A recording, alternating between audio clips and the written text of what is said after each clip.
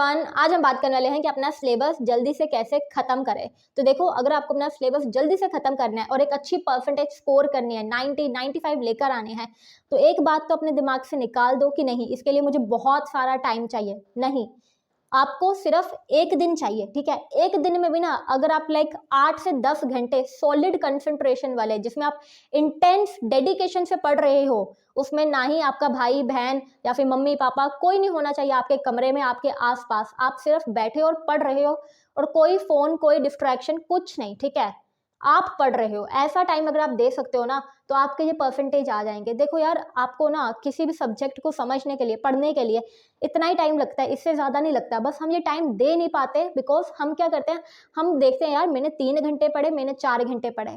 हम क्वांटिटी में स्टडी करने की कोशिश करते हैं, लेकिन अगर आपने ये क्वालिटी टाइम दे दिया ना, believe me, I can guarantee you, ये मैं आपको कुछ स्टेप्स बताऊंगी, ऐसे ऐसे पढ़ोगे ना तो आपके 90% आएंगे ही आएंगे, आपको कोई रोक नहीं सकता। तो this is the first thing.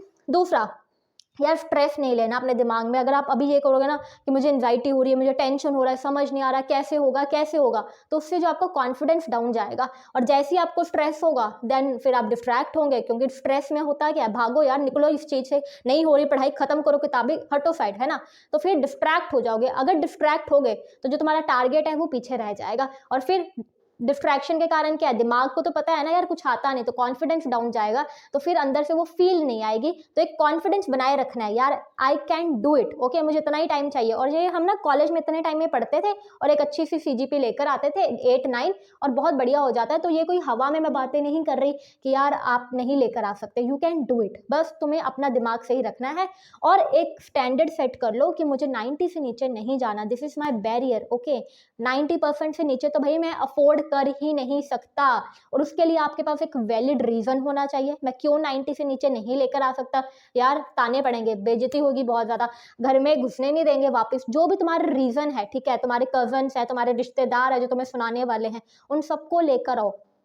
अभी तुम्हारे पास मौका है, ठीक है, मेहनत करना फार फार बेटर देन है बाद में वो जो सिनेरियो है जो तुम अपने दिमाग में सोच सकते हो, यार क्या क्या होगा, तुम्हारे अच्छे नंबर नहीं आएंगे, सारे लोग तुम्हें फोन करके पूछेंगे, तो वो अच्छा नहीं है। उससे बेटर है आज रगड़ लो। तो ये चीजें होगी दिमाग में सेट, ठीक है। अब आ जाओ यार, now you can do it everything. ठीक है, अब जो तुम्हें चीजें नहीं भी समझ आ रही होंगी, या फिर जो जिन चीजों को तुम्हें लग रहा होगा यार इस चैप्टर पे तो बहुत ज्यादा टाइम लगेगा, वो सब चैप्टर भी तुम्हें ऐसे चुटकियों में याद होंगे। बिकॉज अब जो तुमने अपने दिमाग में जो चीजें फिट कर दी, तुमने अपने दिमाग को एक डेडलाइन दे दी, इतनी परसेंटेज चाहिए, इतने टाइम में चाहिए, अब तुम्हारा दिमाग तुम्हारे लिए करके दिखाएगा वो चीज। चलो, आई होप ये चीज समझ आ गई होगी, बिकॉज ये बहुत ज्यादा सॉलिड चीज थी, यही आपसे जो है ये चीज करवाएगा। ओके, तो ये उसका मेन मोटिव था जो मैंने आपको एक्सप्लेन करा है। अब बात कर लेते हैं। सबसे पहले तो नॉट एवरीथिंग इज इम्पॉर्टेंट। जो भी आप बुक पढ़ रहे हैं, जो भी आप सब्जेक्ट पढ़ रहे हैं, उस सब्जेक्ट में हर चीज इंपॉर्टेंट नहीं होती। ओके, तो आपको समझना पड़ेगा कि जो आपका मेन सिलेबस है आपको उसके ऊपर फोकस करना है। और मेन सिलेबस में भी आपको जो क्या चीज करनी है, आपको फॉलो करनी है कॉम्प्रीहेंशन अप्रोच। अगर आप अपनी बुक उठाओगे तो आपको दिखेगा यार, एक जो क्वेश्चन होता है ना, उसका आंसर किस तरह से बन रखा होता है, या कोई चैप्टर होता है किस तरह से होता है, पहले उसकी थोड़ी सी इंट्रोडक्शन होती है, देन कुछ मेन सी बात होती है, कुछ डायग्राम आ जाएगा, फिर उसी कुछ जो बातें पहले इंट्रोडक्शन में लिखी थी उसी को थोड़ा घुमा फिरा के, फिर थोड़े से फंक्शन आ जाते हैं, थोड़े से पॉइंट्स आ जाते हैं, फिर थोड़ी सी बातें जो अभी ऊपर बताई थी उसी को घुमा फिरा के और नीचे कंक्लूड कर देते हैं। कुछ इस तरह का एक पैटर्न होता है। ओके, अब इसमें से ना कुछ बहुत सारी कहानियां होती हैं जो आपके बेनिफिशियल नहीं है, जो आप खुद भी बना सकते हो, तो वो कहानियां आपको पढ़ने की जरूरत नहीं है ना। तो हमको क्या फॉलो करनी है, हमको फॉलो करनी है कॉम्प्रीहेंशन अप्रोच। अब ये अप्रोच क्या कहती है कि आपको यार सीधा बुक उठा के पढ़ने नहीं बैठ जाना, अच्छा ये टॉपिक है ये टॉपिक है, नहीं। आपको सबसे पहले पीछे जाना है बैक एक्सरसाइज पे, और जब आप बैक एक्सरसाइज देख लेंगे और आप देखेंगे अच्छा ये क्वेश्चंस पूछे जा रहे हैं, मतलब कि ऑथर आपको चाहता है कि आपको ये चीजें पता ही होना चाहिए। अगर आप ये चैप्टर पढ़ रहे हैं तो आप ये क्वेश्चंस के आंसर कर सकते हैं। जब आपने बैक एक्सरसाइज पढ़ ली, अब आप आएंगे आगे चैप्टर में। अब आपको पता रहेगा कि यार ये क्वेश्चंस हैं, तो आप वही चीजें पढ़ेंगे जो क्वेश्चंस पूछे गए हैं। That is one thing. समझ आ गया कि आपको क्या करना है, आपको पीछे बैक एक्सरसाइज देखनी है और फिर उस पर आके क्वेश्चंस पढ़ने हैं, उसके अकॉर्डिंगली आपको जो है सिलेबस पढ़ना है, बाकी फालतू के टॉपिक्स नहीं पढ़ने। ये थी आपकी पहली चीज। दूसरी, दैट इज 80-20 रूल फॉलो करने वाले हैं हम लोग। अब 80-20 रूल मैंने पिछली वीडियो में भी बताया था, जिनको नहीं पता उन लोगों के लिए एक्सप्लेन कर देती हूँ। भाई बहुत ज़्यादा सॉलिड रूल है, आपके बहुत अच्छे नंबर कर देगा ये। तो ये रूल हमको क्या कहता है कि जो आपके 80% मार्क्स हैं वो आपके 20% सिलेबस से आ जाते हैं। तो हर सब्जेक्ट में क्या होता है, कुछ ऐसे टॉपिक्स होते हैं बहुत ज़्यादा इंपॉर्टेंट होते हैं जो हर बार रिपीट हो ही रहे होते हैं। जो अगर आप सैम्पल पेपर देखेंगे या फिर प्रीवियस ईयर पेपर उठा के देखेंगे, आपको दिख जाएगा यार इस टॉपिक में से 2017 में भी आ रहा था, 2018 में भी आ रहा था, 19 में भी आया है, 20 में भी आया है, कॉन्टिन्यूसली आ रहा है। मतलब ये टॉपिक बहुत ज़्यादा इंपॉर्टेंट है, ये टॉपिक करके जाना ही जाना है।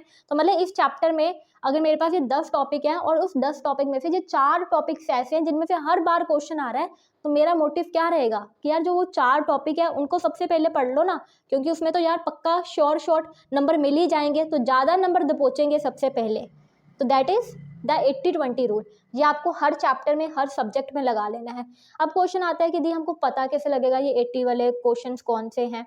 तो यार इसका सिंपल सा रूल है, आपकी प्रीवियस ईयर पेपर, पिछले 5-6 साल के पूरे प्रीवियस ईयर पेपर्स उठा लो, नहीं तो सैम्पल पेपर से आप लोग देख सकते हैं, या फिर मैं जो करती थी ना, मैं अपनी टीचर को जाके पकड़ लेती थी, क्योंकि टीचर्स तो पढ़ाती आ रही, वो सब्जेक्ट काफ़ी टाइम से पढ़ाते आ रहे हैं, तो उनको पकड़ लो और उनको पूछो मैम इसमें से बता दो कौन कौन से जो क्वेश्चन हैं जो बहुत ज़्यादा इंपॉर्टेंट है और जो हमेशा बोर्ड में ज़्यादातर पूछे जाते हैं, या फिर जो ऐसे ऐसे क्वेश्चन जो आपको लगता है ये बोर्ड में पूछे जा सकते हैं, वो टिक कर दो। तो मेरी मैम ऐसे करके टिक कर देती थी, अच्छा बेटा ये कर लेना, ये इंपॉर्टेंट है, ये इतने इंपॉर्टेंट नहीं, इस पर ज़्यादा ध्यान मत देना। तो आप इस तरह से हेल्प ले सकते हैं अपने टीचर्स की भी। ओके, नहीं तो जो टीचर्स आपके टेस्ट में डालते हैं क्वेश्चंस वही वाले होते हैं जो इंपॉर्टेंट होते हैं। और सैम्पल पेपर की बात करी जाए तो काफ़ी बच्चे पूछ रहे थे कि एडुकार्ड के सैम्पल पेपर कैसे हैं, तो आप लोगों के लिए एडुकार्ड का सैम्पल पेपर मंगवा लिया है। तो कुछ इस तरह से दिखते हैं हमारे सैम्पल पेपर। तो यहाँ पे अगर बात करी जाए तो आपको 11 सैम्पल पेपर्स मिल जाते हैं, और अंदर जो है आपको एकदम बढ़िया माइंड मैप्स, ये देख लो यार आप लोगों के लिए मंगवाए हैं, डिटेल्ड में आपको जो है माइंड मैप्स देखने को मिल जाते हैं, टॉपर्स आंसर शीट की भाई किस तरह से आंसर को लिख कर आना है, और साथ में जो प्रीवियस ईयर भी दे रखे हैं। तो अगर देखा जाए तो लास्ट 5 ईयर्स प्रीवियस ईयर भी आपको मिल जाता है, 2014, 18, 19, 16 का, तो बहुत ज़्यादा सही है, ठीक है ना। तो आप ले सकते हैं, पूरा डिटेल्ड आंसर भी बता रखा है किस तरह से अटेम्प्ट करना चाहिए। और यहाँ पे कुछ इन्होंने नया चीज़ भी ऐड करा है, that is self evaluation chart, कि अगर आप सैम्पल पेपर अटेम्प्ट कर रहे हैं तो आपको पता लग सके कि आपके कितने नंबर आने हैं, कि आपको 1 नंबर के क्वेश्चन में क्या क्या लिखना चाहिए था, 2 नंबर के क्वेश्चन में अगर आपने ये चीज़ें लिखी हैं तो आपको नंबर मिल जाएंगे, अदरवाइज नहीं मिलेंगे। तो ये भी काफ़ी बढ़िया चीज़ है कि आप सेल्फ एनालाइज कर सकते हैं कि आपके कितने नंबर आएंगे। तो एक स्टेप मार्किंग वाला भी पूरा चीज़ आपको मिल जाता है। तो बाकी यार ओवरऑल बढ़िया है, तो अगर आप लेना चाहें तो आप लोग ले सकते हैं, डिस्क्रिप्शन में मैं आपको लिंक दे दूंगी। और चलो ये दूसरी चीज़ आपको क्लियर होगी। अब बात कर लेते हैं भाई थर्ड पे, what is the third one, that is video plus notes. अब आपको जो भी पढ़ना है, आपको ये नहीं करना यार एंड वाले डे पे आप बैठ के खोल कर बैठे हो एक एक चैप्टर की आप 3-3 घंटे की वीडियोस देख रहे हो, नहीं, आपको ये नहीं करना। एक चैप्टर उठाओ और उसकी 1 आवर वीडियो देखो, 1 शॉर्ट वीडियो देखो, ठीक है, क्योंकि 1 शॉर्ट वीडियो 1 घंटे में खत्म हो जाती है, या ज़्यादा से ज़्यादा 1.5 आवर में खत्म हो जाएगी। और 1.5 आवर में आप ये मत सोचो मेरा चैप्टर पूरा खत्म नहीं होगा, नहीं, जितनी चीज़ें आपके बोर्ड एग्जाम के रिगार्डिंग इंपॉर्टेंट है वो सभी की सभी जो चीज़ें हैं आपको 1 शॉर्ट वीडियो में खत्म करवा दी जाती है। तो 1 शॉर्ट वीडियो को उठाना है, उसको देखना है, समझना है, उसके मोटे मोटे नोट्स, प्रॉपर नोट्स नहीं कैरी, क्योंकि नोट्स तो यार आप स्क्रीनशॉट भी ले सकते हो या आपको PDF भी मिल जाएगी, बस अपना हाथ चलाते रहना, क्योंकि अगर आप लिखोगे नहीं ना अपने हाथ से खुद चीज़ें, तो फिर आपको वो दिमाग में फीड नहीं होंगी। सिर्फ यार देखते नहीं रहना है, ऐसे ऐसे ऐसे लिखो। मैं हमेशा जब भी यार अपना पढ़ने बैठती थी ना, तो एक बड़ी सी कॉपी लेके बैठ जाती थी, चाहे मैं एक पेज में इतना छोटा छोटा करके लिखती थी, पर मैं लिखती ज़रूर थी। तो ज़रूर लिखा करो अपने हाथ से, क्योंकि वो चीज़ आपके दिमाग में फीड होती है जब आप अपने हाथ से लिख देते हैं। अब यहाँ पर आ जाता है यार कि वीडियो देख लिया आपने, फिर उसके बाद आपने नोट्स पढ़ लेंगे, या फिर नोट्स जैसे भी आप स्क्रीनशॉट लेंगे उसको देख लेंगे। उसके बाद आपको क्या करना है, PPT, वेरी इंपॉर्टेंट। अब ये PPT क्या होती है, तो गूगल पे जाना, जो भी आपका टॉपिक है, जो भी आपका सब्जेक्ट है, उसको टाइप करना और वहाँ पे टाइप कर लेना उसके आगे PPT, ठीक है, पावर पॉइंट प्रेजेंटेशन। तो बेसिकली जो होते हैं वही नोट्स हैं, बट इसमें ना आपको इतना ज़्यादा कुछ नहीं लिखा होता, समराइज करके आपको बताया होता है। जो टॉपिक आई थिंक 10-12 पेजेस का होगा, वो PPT में आपको 4-5 स्लाइड्स में दिखा दिया जाता है, और विद द मिनिमम वर्ड्स, ठीक है, उसमें मतलब सारे कीवर्ड्स दिख जाते हैं और साथ में आपको पिक्चर्स दिख जाती हैं ताकि आप विजुलाइज कर सकें।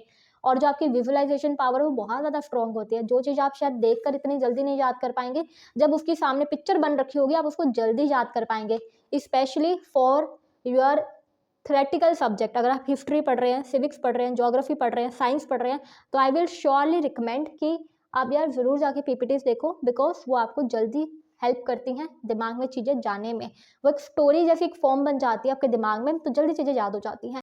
अब द लास्ट पॉइंट कि आपको क्या करना है ना, लिखना है, जितना ज़्यादा हो सके लिखना है। मैं यहाँ पे बिल्कुल भी नहीं कह रही कि यार तुमको सजा धजा के लिखना है, अच्छी तरह से हेडिंग्स को अंडरलाइन करना है, नहीं, बिल्कुल नहीं, एकदम रफ प्रैक्टिस करो, बट लिखो। जितने भी तुम डेरिवेशन करो, जितने भी तुम न्यूमेरिकल्स करो, जितने भी तुम फॉर्मूलाज याद कर रहे हो, ज़रूर लिखो और उसको बड़े बड़े बॉक्सेस बना के लिखो। और एक बार नहीं, 10-10 बार लिखो फॉर्मूलाज को, 10-10 बार डेरिवेशन करो, क्योंकि जब तक आप उसकी प्रैक्टिस नहीं करेंगे ना, तो पेपर में आपको अच्छी तरह से नहीं करके आ पाएंगे। यहाँ पे रेस इस चीज़ की नहीं है कि यार कौन ज़्यादा टाइम लेकर पढ़ रहा है या किसने ज़्यादा पढ़ के आया है। रेस इस चीज़ की है कि आप पेपर में जाके कौन अच्छी तरह से जो उसने पढ़ा है उसको दिखा कर आ सकता है। काफ़ी सारे बच्चे क्या करते हैं, पूरे सिलेबस के पीछे भागते हैं और सारा कुछ एक एक बार पढ़ जाते हैं और पेपर में जाके चीज़ें भूलने लग पड़ती हैं, क्योंकि लिखा नहीं है ना, क्योंकि किसी भी एक टॉपिक पे अच्छी तरह से प्रैक्टिस नहीं करी। तो एक टॉपिक पे पकड़ लो, उसको अच्छी तरह से प्रैक्टिस कर लो। तो स्ट्रेटेजी समझ आ गई। सबसे पहले हम कौन से करेंगे, वो 20% इंपॉर्टेंट टॉपिक्स जो हमको 80% मार्क्स दिलवाने वाले हैं, छोड़ेंगे कुछ नहीं हम, ठीक है, बट स्ट्रेटेजी समझो। सबसे पहले बड़े बड़े वाले 5 मार्क्स वाले क्वेश्चन पकड़ लो, 4 मार्क्स वाले क्वेश्चन पकड़ लो, डायग्राम्स वाले क्वेश्चन उठा लो, बड़ी बड़ी डेरिवेशंस उठा लो, ऐसी वाली केमिकल रिएक्शंस उठा लो जो पता यार आनी ही आनी है। सबसे पहले वो करेंगे। उसके बाद जब पता लग जाएगा यार मेरे इतने नंबर तो पक्के हो गए, फिर छोटे वालों पे भी आ जाएंगे। बात को समझे। और यहाँ पे यार अपना जो है पढ़ने वाला एक जो कमरा है उसको पकड़ लो। उस कमरे में कोई नहीं आना चाहिए। अगर घर छोटा है तो यार कोई दिक्कत की बात नहीं है, ठीक है, एक कोना पकड़ लो जहाँ पे तुम बैठ के पढ़ सको, जहाँ पे तुम्हें कोई डिस्टर्ब ना कर सके, तो वहां पे बैठ जाओ और किसी को कह दो यार मेरे को तंग मत करो, मेरे को पढ़ना है, क्योंकि तुम्हारे नंबर है, तुम्हें अपने लिए खुद बोलना पड़ेगा। यार लोग तो कहते रहेंगे आजा टीवी देख ले, खाना खा ले, ये कर ले, वो कर ले, तो खाना वगैरह जो भी है मम्मा को कहो मम्मा खाना यहीं दे जाओ, ठीक है, कुछ नहीं मैंने टीवी देखना, क्योंकि ये 8-10 घंटे तुम्हें 90% नंबर दिलवा सकते हैं। एग्जामिनर को नहीं पता कि यार इस बच्चे ने पिछले 3 महीने से पढ़ा है या फिर इस बच्चे ने पूरी एक रात बैठ के पढ़ा है, उसको फर्क नहीं पड़ता। उसको बस इस बात से फर्क पड़ता है कि तुम पेपर कैसा देकर आते हो, और ये चीज तुम्हें हेल्प करेगा।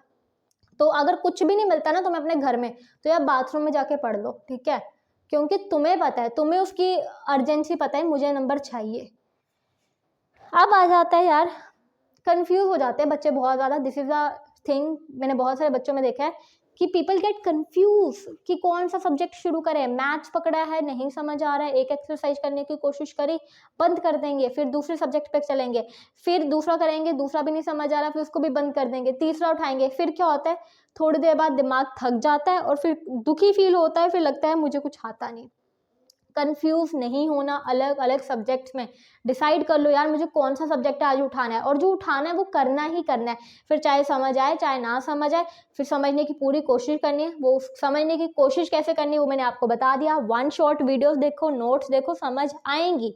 जब आपके पास सेकंड ऑप्शन होता है ना, ये नहीं समझ आए, कोई बात नहीं, बंद करते हैं, तो आपका जो दिमाग है इधर उधर घूमता है, तो ये नहीं करना, घूमना नहीं है इधर उधर। ओके, तो इसी के साथ आई थिंक वीडियो को करते हैं रैप अप। तो आई होप आपको चीज़ें समझ आ गई होंगी कि आपको क्या क्या करना है, किस तरीके से करना है, and I wish you all the best. जिन लोगों के अभी एग्जाम्स आने वाले कुछ ही दिनों में, बढ़िया बढ़िया करना है, और जिनके अभी दूर हैं, ठीक है, 30 डेज 40 डेज पड़े हैं, बकल अप योर सीट्स, ठीक है, बिकॉज हमको करना है, अच्छा अच्छा करना है, बिकॉज इसके बाद ये सेशन खत्म, आपका स्टडी खत्म, ठीक है, ये वाले सेशन की, फिर अगला सेशन आएगा तब का तब देखेंगे, but till then you have to give your best. And चलो जी, फिर ओके बाय। बताना वीडियो और कोई तुम्हें को चाहिए होगी तो उसके बारे में भी बात करेंगे। Till then bye bye, take care.